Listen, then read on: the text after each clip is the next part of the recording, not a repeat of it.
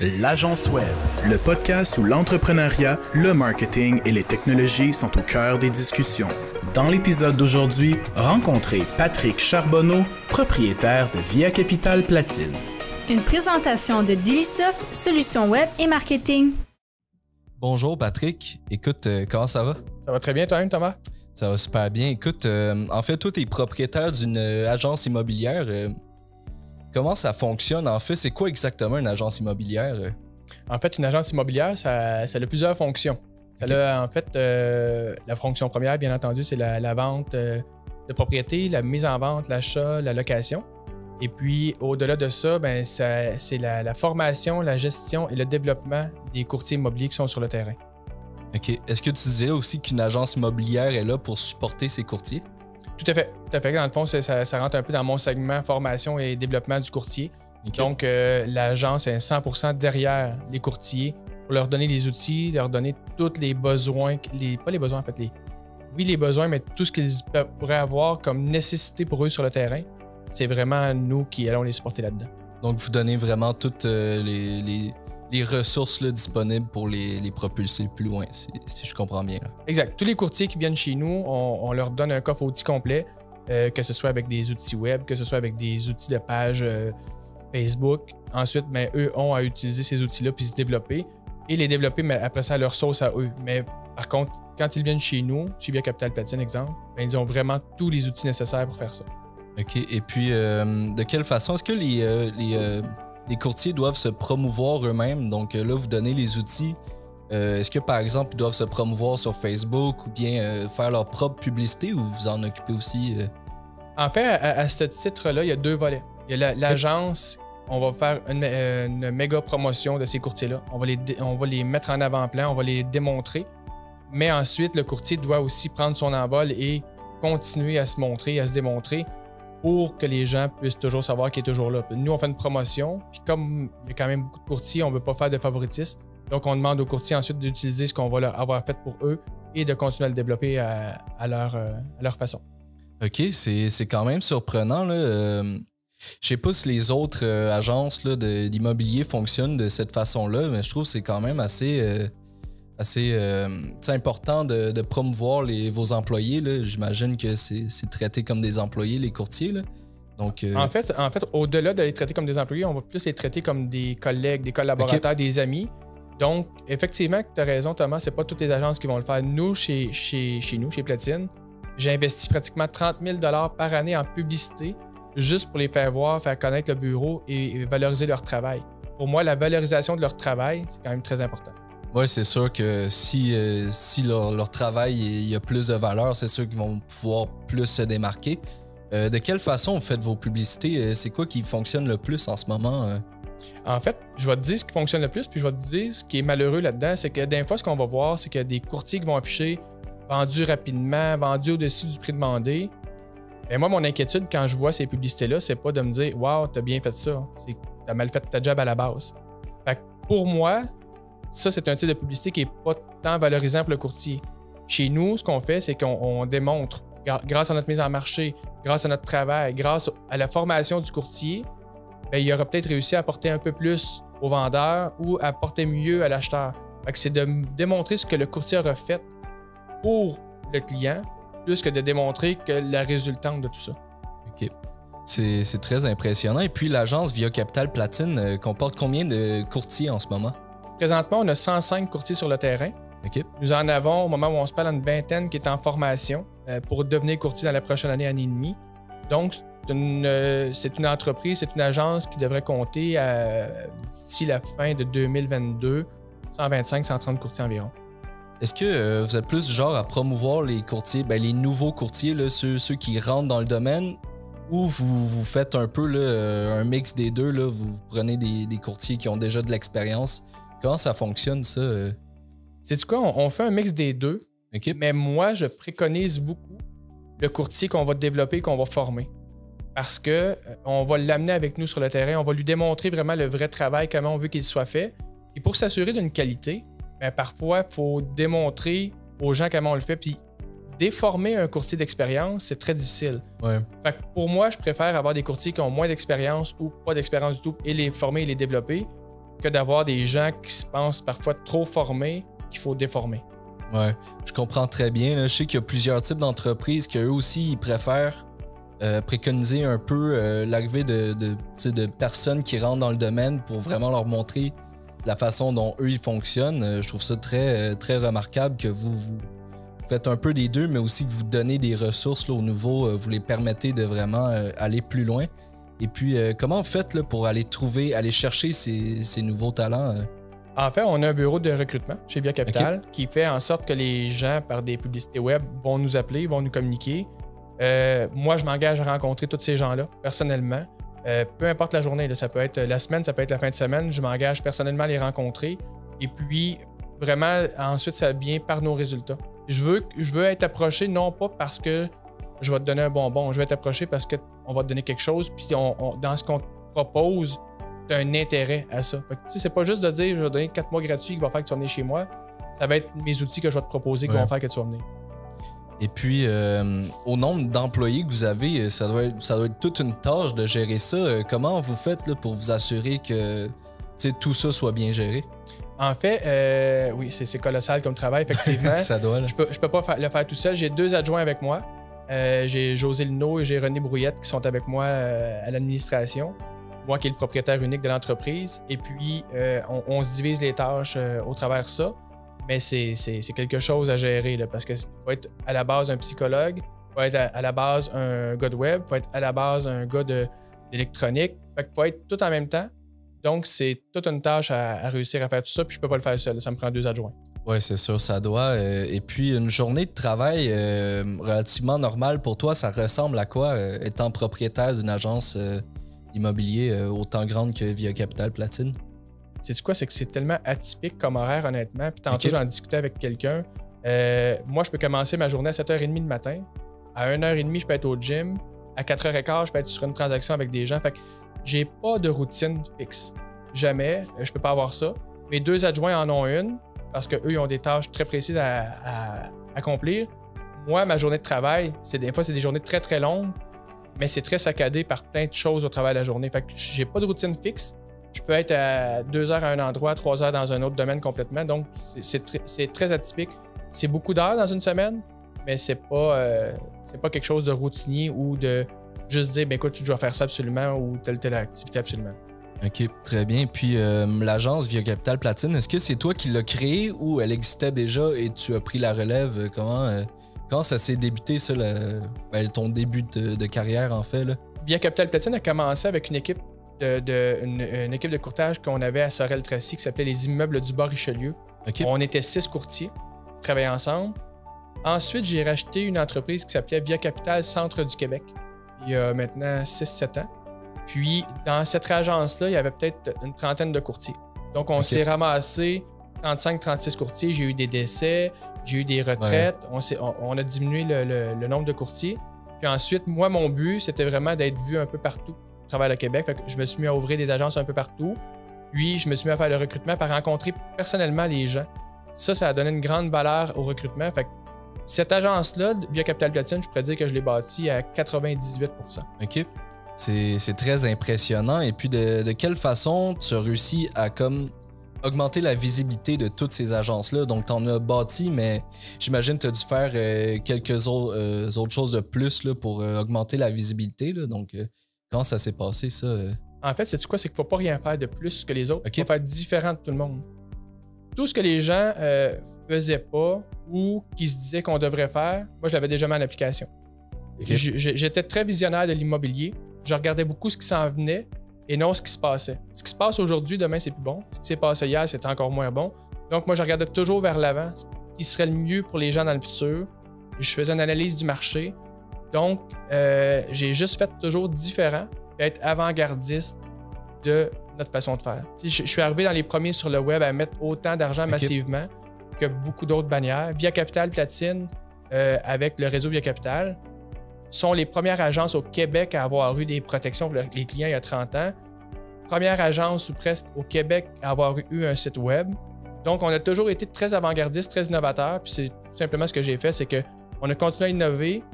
Puis je me suis jamais comparé. Je peux même pas te dire tout ce qui se passe à côté, honnêtement. Parce que pour moi, c'est pas mon entreprise. Ce que le voisin fait, c'est pas moi qui le fais. Fait que moi, je travaille sur notre développement d'entreprise à nous, puis vraiment d'amener l'agence toujours plus loin. Et puis, la première utilisation du web, là, comment ça s'est passé? Est-ce que quand vous avez fait votre site web, là, est-ce que le web avait une grosse présence autant que maintenant sur le marché ou comment ça s'est passé? Là? Il y a 30 ans, là, je vais te parler que j'étais pas là à ce moment-là. Il y a 30 ans, mais je vais te parler des discussions que j'ai eues avec ces gens-là. Il y a 30 ans, quand ils ont décidé d'amener un site web, ce qui est arrivé, c'est que tous les courtiers étaient un peu en défaveur de ça, parce qu'ils se disaient tout, écoute, avant, là, je mettais une pancarte devant une propriété, puis c'est moi qui étais appelé. Là, en apportant les maisons sur le web, ça veut dire que n'importe quel autre courtier pouvait l'avoir puis amener son client. Fait qu'on était un peu les pères, les innovateurs de la collaboration au Québec. Je pourrais appeler ça comme ça, puis après ça, les autres bannières ont suivi. Non pas dans un désintérêt de collaborer, les autres bannières, c'est pas ce que je dis, loin de là. C'est juste que nous, on a amené comme la collaboration un peu plus loin. Fait que c'était tout un événement de changement, de faire comprendre aux courtiers qu'on augmenterait peut-être leur business, leur visibilité. Fait que c'était un gros travail pour les gens qui étaient là à l'époque, de tout faire valoir ces choses-là, mais ils ont été vus un peu comme des bébites là, qui arrivaient de Mars. OK. ça doit être tout un travail, là, vraiment. J'imagine que le domaine là, de l'agence immobilier, c'est extrêmement vieux. Là. Je suis sûr que ça existe depuis très longtemps. Là. Tout changer comme ça doit être un assez gros défi. Là. Et puis, pour qu'est-ce qui est des années qui ont suivi, là, comment ça s'est passé avec l'utilisation du web? Est-ce que vous avez commencé à utiliser de plus en plus ça ou vous avez comme été un peu là, stable là, dans l'utilisation du web? Comment ça s'est passé? En fait, le web a toujours évolué. Moi, je vais te donner un exemple de quand je suis arrivé dans le domaine de l'immobilier il y a à peu près une douzaine d'années. J'étais un des seuls qui arrivait chez les clients avec une imprimante puis qui faisait tous mes contrats de façon électronique puis je sortais ça chez le client. Ça se voyait pas à l'époque ou très très peu. Donc, ça l'a juste agrandi, amélioré l'offre au client, le non-contact avec le client malheureusement. C'est vraiment malheureux de voir que maintenant, il y a beaucoup de gens qui ne vont plus en contact avec le client. Mais les signatures électroniques sont apparues, les contrats de courtage, tout est apparu maintenant de façon électronique, encore plus depuis 2 ans, depuis la pandémie. Là, les 19 derniers mois, c'était l'enfer. Les évaluations se sont même faites par Zoom, des visites par Zoom. Mais le web a pris une grande place. Je dirais pas 100% de façon positive, mais de façon plus rapide. Mais il y a quand même encore l'aspect qui est très important d'aller à la rencontre des gens. Puis les gens aiment ça, se faire rencontrer encore plus maintenant. Et comparé aux autres agences immobilières, là, vous préconisez beaucoup le contact client. Qu'est-ce que vous faites de différent là, qui fait en sorte que le contact client prend une place plus importante dans votre service? Je pourrais pas te dire ce qu'on fait de différent parce que, comme je disais tantôt, je me compare pas, je regarde pas nécessairement les autres. Mais ce que je peux dire, c'est que les gens ont une envie, comme jamais, de revoir des gens, de faire des contacts, de rencontrer les gens sur la rue, ce qu'ils n'ont pas eu depuis longtemps. Les gens ont besoin de ça maintenant. Puis je le vois, moi, d'un fois, par des appels. Je fais des appels à certains clients. Ah, ben écoute, quand tu es venu chez nous, tu es super gentil, super sympathique. Puis enfin, c'était pas une machine qui nous parlait. C'était pas juste un appel téléphonique. On avait un contact avec la personne. Je pouvais voir comment elle était. Ben ça c'était intéressant pour nous parce que les autres le faisaient pas comme ça. Puis nous, on le faisait comme ça. Donc, je peux dire que c'était très gagnant dans notre cas. Oui, je vois que aussi là, acheter une propriété, ça va être quelque chose d'assez difficile à faire quand tu vois pas la personne, tu vois pas le courtier. Moi, personnellement, là, j'aurais beaucoup de difficultés à faire ça juste en call Zoom. Là. C'est quand même un gros enjeu. Là, donc, je crois que ça fait quand même une assez bonne différence là, dans la confiance du client. Et puis, à part ça, là, je sais que vous préconisez beaucoup le contact client. Est-ce qu'il y a beaucoup de clients qui apprécient ce contact-là? Là? Donc, En fait, tout le monde l'apprécie. Puis, beaucoup de gens qu'on rencontre, on se tient loin des poignées de main encore. Là. On est quand même encore dans une pandémie. Ça, là. Puis même moi, des fois, je rencontre des gens puis j'ai les mains dans mes poches puis c'est volontaire. C'est pas parce que je veux montrer que j'ai quelque chose dans les poches. Là. C'est juste que j'essaie de pas tendre la main. Puis les gens, des fois, s'approchent vers toi et disent « J'ai tellement besoin de te donner la main. » Ou tu vas voir des gens de la famille, des fois, qui donnent des becs et joues. Les gens ont tellement besoin de ce contact-là. Puis en même temps, tantôt, tu as évoqué quelque chose que toi, tu aurais de la difficulté à acheter une maison en Zoom. Mais tout est dans l'émotion. Hein. Quand tu rentres dans une maison, si je rentre dans une propriété avec toi, ben, je vais le voir dans tes yeux si on a de l'intérêt ou pas. Si les yeux s'éteignent, ben, ça veut dire qu'il n'y a pas beaucoup d'intérêt. Mais à l'inverse, si je vois tes yeux avec des étoiles, je le sais qu'on est peut-être à la bonne place, puis on va travailler sur la propriété que l'on a, mais en même temps, si c'est pas la bonne, on va se diriger ailleurs rapidement. C'est ça, c'est sûr qu'il y a une partie du travail qui se ferait très difficilement en Zoom, là, ça c'est sûr et certain. Écoute Patrick, on va aller prendre une pause et puis on se reparle après. Parfait. Le podcast est une présentation de Delisoft. Demandez une analyse gratuite de votre site web directement sur le site web du podcast à agenceweb.show. Un expert web de Delisoft vous contactera gratuitement et analysera avec vous comment devenir numéro 1 sur Google et comment améliorer vos performances en ligne rapidement. Rebonjour Patrick, écoute, on s'est laissé là, en parlant du contact humain. Une chose qui est quand même assez en relation avec ça, c'est le service après-vente. Est-ce que vous offrez un service après-vente? Oui. En fait, le service après-vente devient le service pendant et avant la vente. OK. Je veux pas qu'un courtier fasse une transaction et qu'il disparaisse ensuite. Ça, quand on leur donne l'information et qu'on les développe, ça fait partie du travail. Le travail d'après-vente commence avant parce qu'on doit s'assurer de tout ce qui va se passer après en partant.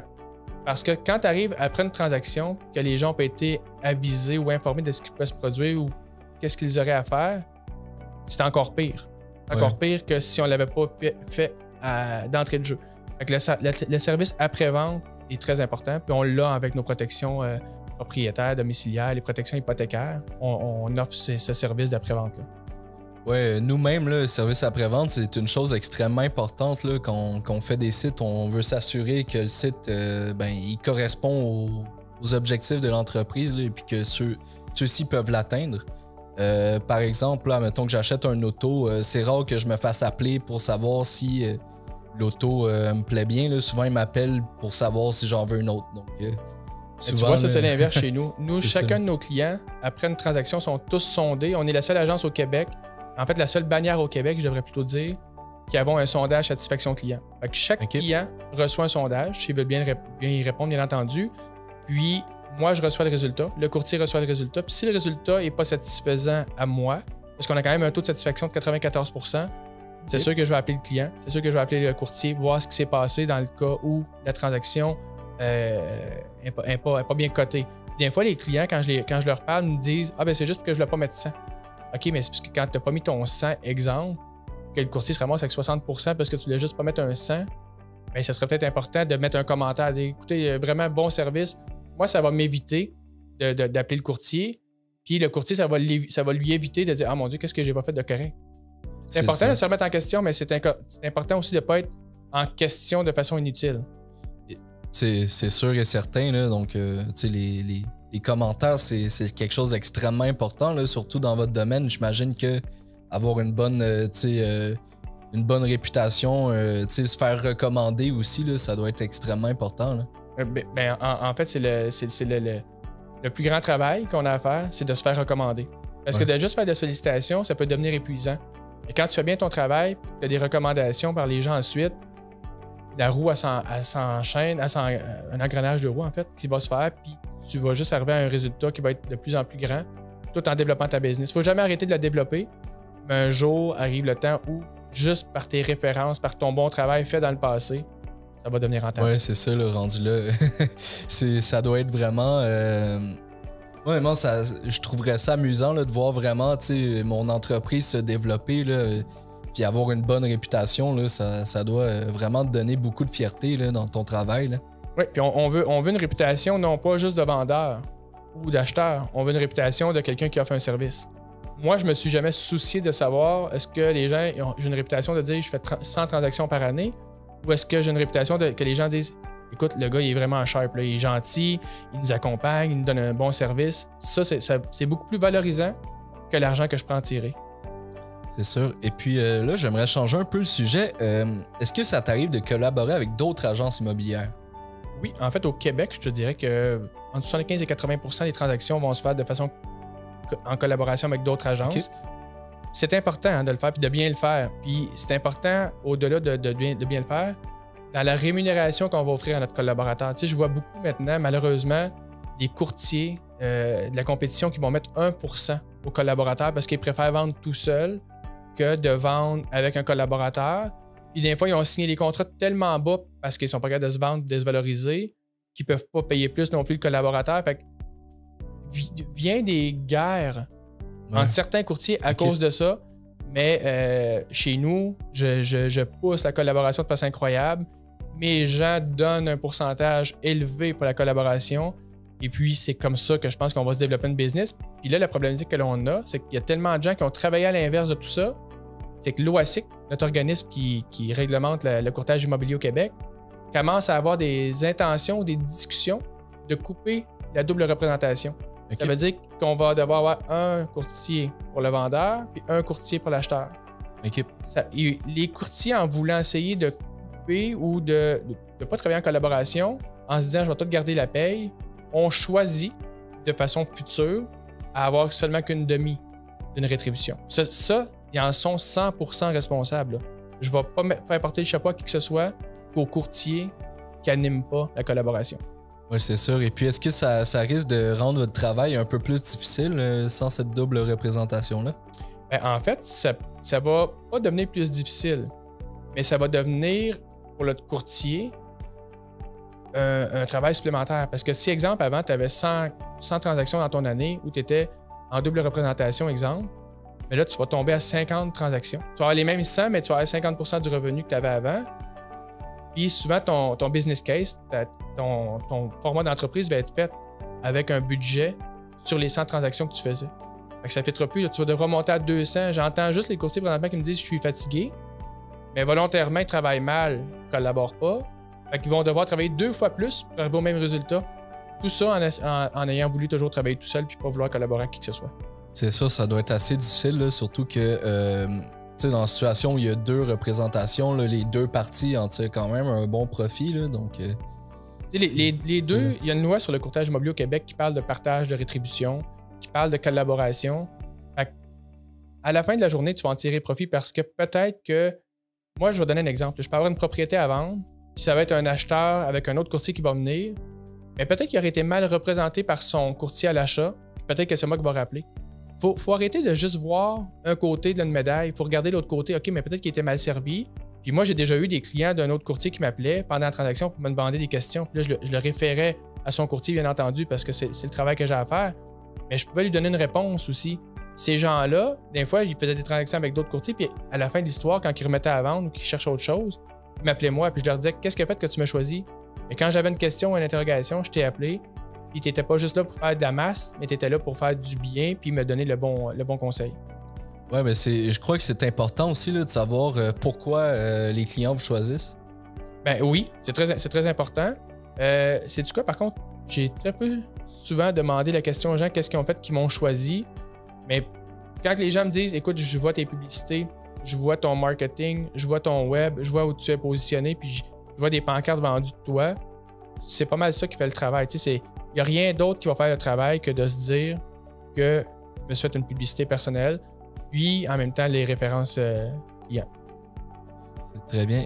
Écoute, avec l'arrivée du web là, dans le domaine immobilier, est-ce que tu crois qu'il y a quand même un certain nombre de choses qui ont changé là, de la façon que les agences immobilières se vendent, là, comme on pourrait dire? Est-ce qu'il y a des choses qui ont changé? Tout a changé. Depuis mars 2020, tout ce qui existait avant n'existe plus. On a dû s'adapter, on a dû faire des modifications, on a dû en donner, pas nécessairement plus parce qu'on en donnait déjà beaucoup, mais c'est juste que les gens ont appris à travailler différemment. Donc, nous, pour avoir un meilleur lien avec notre courtier, on doit faire différent. On doit approcher les gens de façon différente.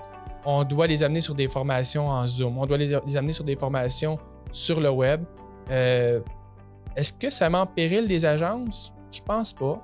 Est-ce que ça met en péril des formats d'agences? Je pense que oui. Ceux qui avant ils misaient beaucoup sur juste se dire écoute, je vais avoir des méga bureaux, les gens vont tous venir travailler de là. Je pense que ça fonctionne encore, oui, un peu, mais les gens vont devenir plus travailleurs de la maison. Parce que premièrement, là, on va se dire les vraies choses, toi et moi. Là. Quand on va au bureau, si on est salarié, on a un travail à faire. Quand on est travailleur autonome, j'ai pas de tâche fixe. Donc, quand je m'en vais au bureau, je peux avoir des gens qui vont venir me déranger dans mon cadre de porte. Je peux aller en déranger dans le cadre de porte. Puis, il va être rendu 11h30 midi. Puis là, je vais aller dîner. Puis, je vais dîner à quelqu'un. Puis là, ça va être tiré. Je vais arriver à 4h, je n'aurai rien fait. Ouais. Quand je travaille de chez moi, j'avance mes choses très rapidement. Mais par contre, il y a encore une importance à aller au bureau. Est-ce que de posséder un bureau fixe, c'est important pour travailler dedans? pas tant. En même temps qu'il y a une salle de conférence, un closing ou deux, ça fait la job, à mon avis. Donc, dans les prochaines années, le plus gros enjeu qu'on aura, ou que certaines agences auront, moi, j'avais déjà fait le virage il y a quelques années, ça sera de dire, OK, là, la bâtisse que j'ai est beaucoup trop grande, il faut la réaménager vers autre chose, il faut amener le courtier à travailler différemment. Dans toutes mes agences, on va avoir des salles de recherche pour les clients. Okay. Ça veut dire que je n'ai pas besoin d'un bureau fixe, mais dans toutes mes agences, le courtier pourra arriver avec son client, faire des recherches pour lui. Le client pourra même arriver seul, venir faire des recherches pour lui, mais ça va être vu par Biocapital Platine, comme Biocapital Platine pour les courtiers de Biocapital Platine. Fait que c'est sûr qu'il y a une grosse question à se poser sur comment ça va se produire dans les prochaines années, mais à mon avis, les gens qui vont travailler dans les bureaux, avec la génération que l'on a, parce qu'on a encore des vieux courtiers, j'aime pas ça dire ça comme ça, mais des courtiers d'expérience qui ont besoin d'un bureau, mais la génération qui est moi ou qui me suit travaille que par le web maintenant. Oui, c'est sûr que le web a pris une grande place et je crois aussi là, que vous êtes un peu à la tête là, d'un changement de façon de fonctionner là, dans ce domaine-là. Est-ce que vous vous apercevez un peu là, de plusieurs changements là, dans les autres entreprises là, que vous voyez de la façon qu'ils font leur publicité? Est-ce que j'ai vu des changements? Je vois apporter des modifications, puis je vois non pas nécessairement des changements, mais je vois beaucoup de craintes et d'inquiétudes de gens qui n'ont pas commencé à s'adapter avant. Ouais. Il y a des gens, des fois, qui courent et qui attendent de tomber dans le trou avant de dire « Ah mon Dieu, j'aurais dû m'améliorer ou j'aurais dû modifier. » Puis moi, d'entrée de jeu, tantôt, je te disais que je regardais plus ce qui s'en venait que ce qui s'est passé. Ça m'a beaucoup moins affecté, mais je vois des entreprises là, qui courent en double. Je vois des entreprises qui doivent recruter 4 courtiers pour réussir à rentabiliser leur business versus avant qu'avec un certain nombre, ça faisait le travail. Et puis avec l'entrée de la COVID, là, j'imagine que ça n'a vraiment pas aidé les choses. C'est quoi le plus gros effort d'adaptation que vous avez dû faire là, pendant la COVID?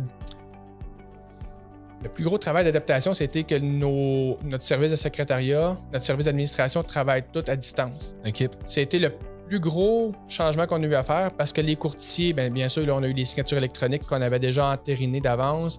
On avait déjà commencé, nous, depuis un bon moment, à promouvoir le travail sur format électronique plus que sur format papier. Donc, je te dirais que c'était juste de réaménager les plateformes de travail pour nos adjoints et adjointes qui travaillent de la maison, puis s'assurer qu'il y a une fluidité entre le transfert des données du courtier et de l'agence. Et puis, je vois que c'est assez remarquable. Là. Je sais qu'il y a beaucoup d'entreprises là, qui l'ont eu très difficile pendant la COVID. Je vois que vous êtes très bien accommodé là, à propos de ça. Est-ce que le marché immobilier a beaucoup changé pendant la COVID? Le marché immobilier a énormément changé. Beaucoup changé. Premièrement, ce qui a fait que ça a changé, ça a été les médias d'information. Okay. Les gens achètent à la télévision souvent la peur, la crainte, l'inquiétude. Donc, les gens se sont mis à se faire dire, là, écoute, les prix des maisons ont monté. Fait que ceux qui voulaient déménager ne voulaient plus déménager. C'est créé une genre de méga bulle. Là, il y a des gens qui accusaient les courtiers de dire c'est vous qui faites monter le prix, pas du tout. Là. Moi, je ne fais pas de publicité à la télévision en disant écoute, achetez, ça va vous coûter plus cher. Au contraire, on regardait avec les gens, on évaluait les propriétés. Puis, il y a des gens, moi, des fois, qu'on arrivait sur une propriété, puis je leur disais carrément non, achète pas ça, c'est beaucoup trop cher. Donc, il y a eu des facteurs autour du courtage immobilier qui ont fait que les prix ont monté, les méthodes ont changé. Mais en même temps, je vais donner un exemple. Moi, si mes parents avaient été en résidence de personnes âgées, ces pauvres personnes-là, pendant les 18-19 derniers mois presque, ont été traités un peu, je vais le dire comme ça, mais comme des chiens. Ouais. Ils se sont fait mettre un cabaret devant la porte. Tiens, mange ça, remets le cabaret là, pas de contact, on peut pas voir personne. Fait que moi, là, si d'un matin, exemple, là, on replongeait dans une méga pandémie, nous le sommes encore, mais si on descendait dans un creux, puis que mes parents étaient pour aller en résidence, c'est sûr qu'ils vont pas. Là. Je vais préférer engager quelqu'un à la maison qui va s'occuper d'eux que d'envoyer mes parents là puis de pas pouvoir les voir pendant. Écoute, il y a des gens qui sont morts tout seuls. Là. Ils ont pas ça. Il y a des gens qui sont dans des hôpitaux hospitalisés en fin de vie, sont morts seuls. Ça, c'est épouvantable. Fait que tout ça pour dire qu'il y a plein de facteurs qui ont fait que l'immobilier a changé, qu'il y a eu une rareté des maisons, bien entendu. Le gouvernement avait décrété une réglementation disant OK, à partir de telle date, tu peux recommencer à travailler, mais tu ne peux pas inscrire une nouvelle maison, tu dois vendre ce que tu as disponible sur le marché. OK. Fait que des maisons, des fois, qui ne valaient pas, exemple, un prix qui avait été listé trop cher, qui ne valait pas le prix, mais elles se vendaient le prix demandé quand même. Fait que, tu sais, si tu vendais un petit bungalow, 200 000, la prochaine maison qui arrivait avec un carport ou un garage, ben là, elle en valait 300, mais c'était pas vraiment le vrai fait que ça en valait 300, c'est que le gouvernement, de par ses décisions, a fait en sorte de ralentir les inscriptions, de favoriser une catégorie de gens plus qu'une autre pour l'achat. Ça veut dire que toi, là, exemple, Thomas, tu avais un rêve là, avec ta copine d'acheter une propriété. Ouais. Puis là, ben, tu n'étais pas priorisé. Ça veut dire que toi, tu avais toujours le même rêve. Quand on a un objectif ou un rêve ou un désir, on garde toujours le même. Fait que là, tu arrivais en quelques mois plus tard, en juin, juillet, où il n'y avait pratiquement plus de maisons sur le marché. Puis ce qu'il y avait était très dispendieux, mais tu avais encore le même rêve. Fait que là, tu disais, OK, on va squeezer un peu sur l'épicerie, on va chauffer un petit peu moins l'hiver prochain, mais on va acheter quand même notre maison à 450 000. Même si on n'a pas les moyens, on va le faire pareil. C'est souvent ce qui est arrivé.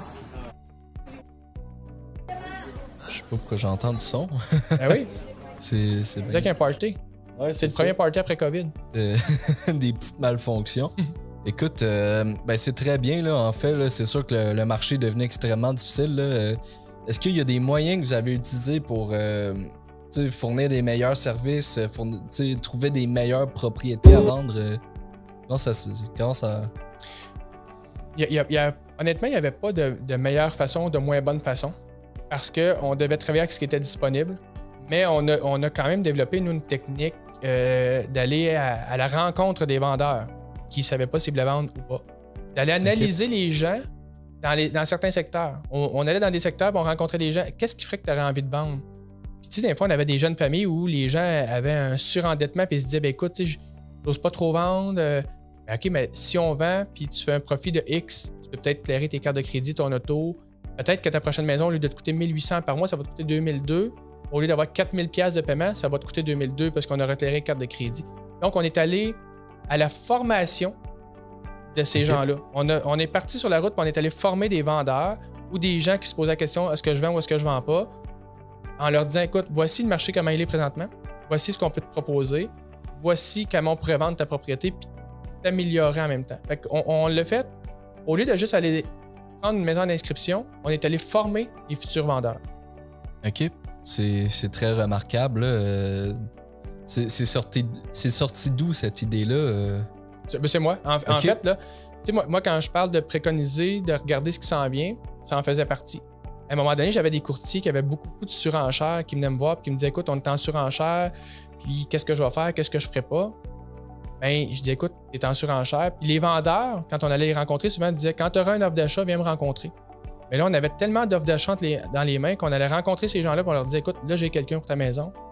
Dans un bloc à condos, exemple, je vous donne, il y avait 6 condos. Sur les 6, avec une offre d'achat, on en a vendu 5 parce qu'on était en offre multiple. Donc, c'est seulement sorti d'une idée que j'avais, puis d'une analyse du marché de ce qui se passait. Puis j'ai lancé ça en avant-plan, puis on a frappé avec ça. Écoute, Patrick, il est bientôt le temps de la fin. Merci bien d'être venu à l'Agence Web Podcast. C'était très intéressant là, d'en savoir plus sur les agences immobilières, le fonctionnement et tout. Aurais-tu un mot de la fin à nous dire? Écoute, à part vraiment faire confiance aux courtiers immobiliers, puis de comprendre leur travail, leur valeur, je ne pourrais rien ajouter de plus que de faire affaire avec un courtier immobilier. Écoute, merci bien, Patrick, d'être venu à l'Agence Web Podcast et merci bien d'avoir assisté à l'Agence Web Podcast. Merci, Thomas. Au plaisir. Merci. Le podcast Agence Web est une présentation de Dailysoft. Pour plus d'informations, visitez le site internet agenceweb.show. Show comme dans un sens de spectacle.